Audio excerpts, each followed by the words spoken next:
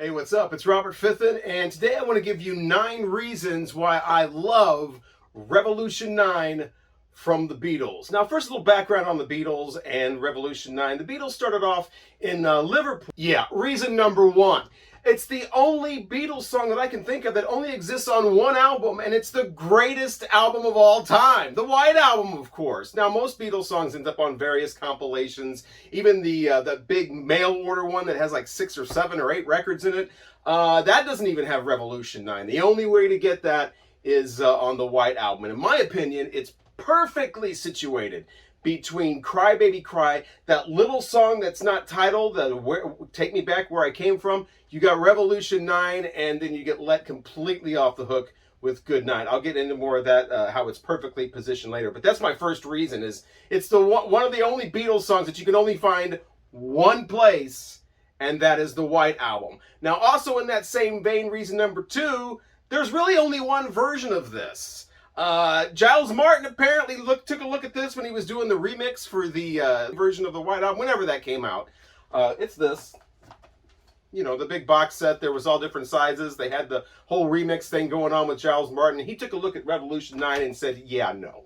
So that is one of the only songs past, like, Beatles for Sale that hasn't been remixed at this point in some fashion. You might remember that Help and Rubber Soul were actually remixed for CD back in 1987.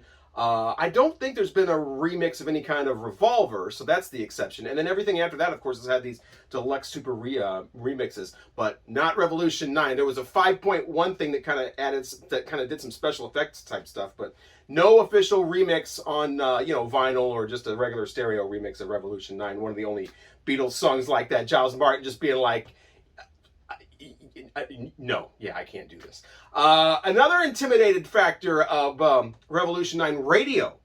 Radio is very afraid of Revolution 9, and I love the fact that the most like impressive, influential recording act of the 20th century has a song that radio is afraid to play, but that is Revolution 9. Now, of course, not all radio stations, but most of them. Most radio stations, if you'll notice, whenever they do some sort of Beatles A to Z weekend, or they play the White Album all the way through, there's a station here in town that has been playing albums every Sunday night all the way through for like decades at this point. Sometimes they'll play Revolution 9. Most of the time, they will not. And they will give off some dismissive comment like, oh, well, it's not even a song, and it's just a bunch of noise, though. We skipped over that. Well, you know what? If you can't handle Rev 9, baby, you probably can't handle the White Album. And if you can't handle the White Album, you probably might as well just say you can't really handle all of the Beatles. Better stick with Love Me Do. That was reason number 2. Or was that 3? I'm losing count. I think that was a 2-part number 2. Number 3, all the fun Paul is Dead stuff. A lot of it is found sonically in Revolution 9. Now, if you're not familiar with the Paul is Dead rumor, you can look that up on Wikipedia or whatever. But there was a big rumor going around that Paul McCartney had died in 1966. I think the rumor was started in 69. He'd been replaced by a double and whatever. And if you look at some of the Beatles album covers, there's clues, where there's a hand over his head. That's a sign of death somewhere. He's barefoot on Abbey Road. The license plate says 28 if. That would be his age if he was still alive. All kinds of craziness. The Beatles are cracked on the back of Abbey Road like they broke up. There's all kinds of audio stuff too, but none more than in Revolution 9. Probably because it's a lot of just, little bits of dialogue and little stuff you have to listen to carefully to hear. But yeah, a lot of the clues in here had people playing the record backwards, ruining their needle, which I guess that's not a reason to love it, people ruining their needle. But yeah, I just love the whole like Paul is... That was back when like conspiracy stuff like that was fun. It was just fun. Nobody got killed. It was just fun. Just fun little playing records backwards and staring at album covers for hours. That was that conspiracy theory.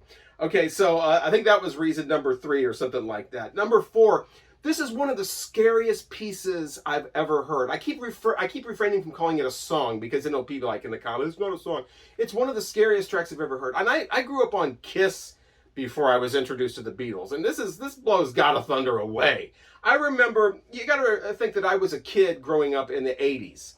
So this album starts off with Back in the USSR, which at that time I didn't understand why the Beatles would sing about the USSR, because I thought it was just a terrifying, but again, I'm a child in the 80s, so in the US. So Russia's being presented to me like it's, the scariest place on earth.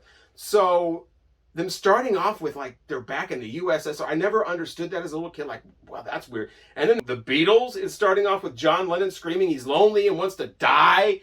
It's just kind of a terrifying album for a kid to listen to who's used to the other Beatles albums. But nothing, the complete paramount of that terror is Revolution 9. And like I said, it's so completely perfectly situated. I never listen to it by itself. I always do which is why I don't like the CD tracking where they cut it off after the Paul song. I thought the Paul song was always a part of Revolution 9. Cry Baby Cry is before it. That's a great, like, kind of setting the mood with talking about seances and things like that. And then you've got that little Paul McCartney piece. Can you take me back where I came from? Can you take me back? Brother, can you take me? It sounds like he doesn't want to go into Revolution 9. Take me back. This is too much. I can't do Revolution 9. And it's Paul McCartney, so the sentiment is probably true. He was not a fan of Rev 9 as far as I know. But yeah, so there you have that. And I love how it separates into that take me back, almost scared sounding song into a scary sounding song. And then you're completely let off the hook. You're completely sedated and reassured with who else could do it but Ringo with that Good Night, literally singing you a lullaby. It's the perfect anecdote almost to what you just experienced with Revolution 9, and only Ringo could pull that off. Whispering to close the song off, that would sound creepy if anybody else in the Beatles did it. Well, it would sound, if Paul did it would probably sound like he's trying to be romantic or something. But only Ringo could pull that off without sounding creepy. Just a great section of music to close the White Album. And of course, Revolution 9, the big centerpiece of that. So that's another reason to like it. It's very quotable too. If you've listened to it a lot like I have since I was a kid, I still find myself with looking at a long line at the store and everybody is just like waiting and waiting. And I still think to myself, they are standing still. Still, I think that. All the stuff about, take this, brother, may it serve you well. And the thing you can do, too, if you know the song as well as I do, you can freak out your friends when they're over. Put it on if they've never heard it or they only heard a couple songs. And I can, lip sync the song. And I know when everything's coming up. So you wave your hands when something big's going to happen or you lip sync something. People will look at you like, how in the hell do you know Revolution 9 by heart? So you can freak out your friends if you know the song really well. That's another reason to like this. I forgot what number we're on, but let's see. People say that this is not a song. That's why I keep refraining from referring to it as a song. But if you think about it, this still contains more musical instruments than 95% of what's considered pop music today. So I'm going to go ahead and consider Revolution 9 a song from this point on. It does have instruments. Some of them are backwards, some of them are forwards. I love the fact that orchestras, and you can see these on YouTube, there are certain orchestra performances of full-on orchestras attempting to do Revolution number 9. Now, the results are kind of varied. I'll leave that up to your opinion to decide if they pulled it off. But I think it's great that orchestras are attempting Revolution 9. And I think we're on Reason 8 now or something like that. You always hear something new, or at least I do. I've heard this song so many times since I've been 10 years old. And I still find little bits and pieces, especially when you first get the CD, which, by the way, the CDs I have, these are the original CDs from 1987. And you notice that they come in a 2 thing here. This was how the long box, these were in a long box originally like this. So these are the 1987 issues. I think a couple of years later, they have the Apple logo instead of Parlophone, and they're released in a fat pack. So that's how that is. German, or my original one that I grew up with. I got a German release as well. The German version that I have of the White Album doesn't really sound incredible or anything. It just sounds okay. It's not like Magical Mystery Tour German or the first album, Die Beatles in German. Well, those are stellar. You want to get the German pressings of those. But White Album is just kind of there. This is the, obviously a later pressing, no number or anything like that. But this is the white White Album released on Capitol, I think in 82 or 83 with the white vinyl. Not the best sound quality, but yeah, not awful. But yeah, I got several versions. Of course, I have the remix from a few years ago, and I had this 30th anniversary edition. which is actually numbered as well. It comes in a little slip case. This was only around for a while. 1998, I would assume this came out if it's a 30th anniversary. And top loading, just like the UK, you know, with the sleeves and everything. But I assumed this was going to be a remaster from the original 1987 CDs, and no, they just literally a different CD look because it has the big apple on it. But no, it's the same exact master. I was a little disappointed by a 30th. Can you imagine if they tried that today? 30th anniversary edition, and it's the exact same master that they used on the 1987 one. They would not be able to get away with that right now, I don't think. Anyway, final reason to love this, it is a conversation piece. People are so just torn. You know, people are just, you've got people who hate this song, people who love this song, it's people who are indifferent to this song, people who have never heard this song. One of the things I love doing is playing this song and having people guess who it is. They don't.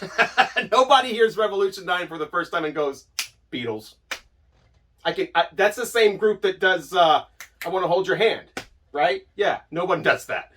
So it's a great little game to play. Like I said, freak out your friends, play games with your friends. Great conversation piece. There's no other song like it. It wasn't the first song to use sound collages or whatever, but it's the first like mainstream pop song. I know that you have a Monster Magnet from Frank Zappa and the Mothers, but this was the first. I mean, this is the Beatles doing this, so this was a pretty bold thing.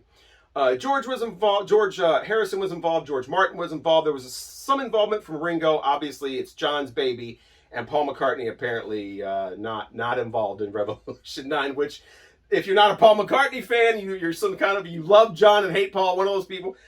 There's your reason for loving Revolution 9. It really upset Paul. Upset Paul in 1968 was kind of cool. It was kind of cool to upset Paul in 68. Not so much now, but some great reasons there to appreciate, at least if you don't love it, Revolution 9 from the Beatles. I loved when the remix came out and actually finding out that some of those like all rights that come out in this were actually from Revolution 1 as it went on, you know, because they didn't release the full version on the White Album. Isn't it like, I don't know, it's like 11 minutes long or something. So it was wild to find out that is actually where a lot of the Revolution 9 stuff came from, was the Revolution 1 recording session. So those are my 9 or more reasons that I love Revolution 9. If you can think of more reasons to love it, or if you can think of 9 reasons to hate it. I know a lot of people just skip over it, don't even want to have anything to do with it. But that's my 9 reasons for loving Revolution 9 by the Beatles. I'm Robert Fitton. Thank you so much for watching. Give a thumbs up to the video if you liked it, because I'm at the point now where I've got a certain amount of subscribers, so I have people that will just thumb down my videos because they just don't like me having watched it. So let's counter that. Please thumb up the video if you liked it. Consider subscribing if you have not done that yet, so you don't miss any videos. And most importantly, hold the line and block that kick.